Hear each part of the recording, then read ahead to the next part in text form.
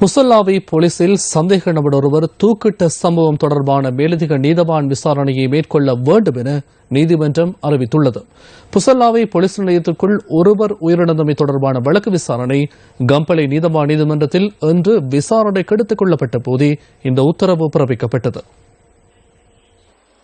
இதன்போது உயிரிழந்தவரின் சகோதரன் நீதவான் முன்னிலையில் சாட்சியம் அளித்துள்ளார். தனது சகோதரனை கைது செய்யும் போது போலீசார் தாக்குதல் நடத்தியதாகவும் சிறைக்கூடத்துக்கு அழைத்துச் சென்றதன் பின்னரும் போலீசார் தாக்கியதாகவும் போலீஸ் அதிகாரிகளின் பெயர்களை குறிப்பிட்டு அவர் சாட்சியம் அளித்துள்ளார். இதேவேளை குறித்த இளைஞன் தூக்கிட்டதற்கான தடயப் பொருளாக காணப்பட்ட டி ஷர்ட் ஒன்றை குற்றப்புலனாய்வு பிரிவினர் நீதவானிடம் இன்று சமர்ப்பித்துள்ளனர். எனினும் குறித்த டி ஷர்ட்டினால் தூக்கிட முடியாது எனவும் ஆய்வில் கண்டறியப்பட்டுள்ளது. பெற்றுக் கொள்ளப்பட்ட தடயப் பொருளான டி ஷர்ட் சுருங்கியோ அல்லது இழுப்பட்டோ காணப்படவில்லை என அதிகாரிகள் நீதவானிடம் அறிவித்துள்ளனர். இதன்போது சந்தேக நபர் தூக்கிட்டமை தொடர்பில் விரிவான விசாரணைகள் மேற்கொள்ளப்பட வேண்டும் என கம்பளை நீதவான் சாந்தினி மீகுட அறிவித்துள்ளார். அதற்கமைய அவர் உயிரிழந்த சிறைக்கூடத்திற்குள் நீதவான் நேரடியாக சென்று எதிர்வரும் 30ஆம் தேதி விசாரணை நடத்துவதற்கு தீர்மானிக்கப்பட்டுள்ளது. இந்த விசாரணை அறிக்கையை அடுத்த மாதம் 17ஆம் தேதி நீதிமன்றத்தில் சமர்ப்பிக்க வேண்டும் எனவும் உத்தரவிடப்பட்டுள்ளது.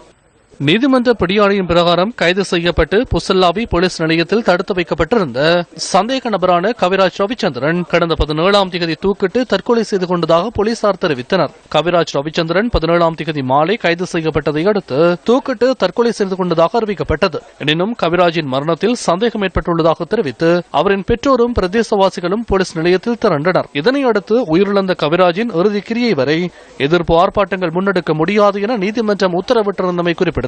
இன்று கம்பளை நீதிமன்றத்தில் விசாரணையில் நாங்கள் தெரிந்து கொண்டோம், தூக்கிட்டு தற்கொலை செய்து கொள்ளவில்லை என்பது எங்களுக்கு ஓரளவு தெரிகின்றது. எனவே இதில் உண்மையான அந்த குற்றவாளி யாரென கண்டுபிடித்து அவர்களுக்கு தண்டனை கிடைக்கும் வரை எங்களுடைய போராட்டமும் தொடர்ந்து நடைபெறும்.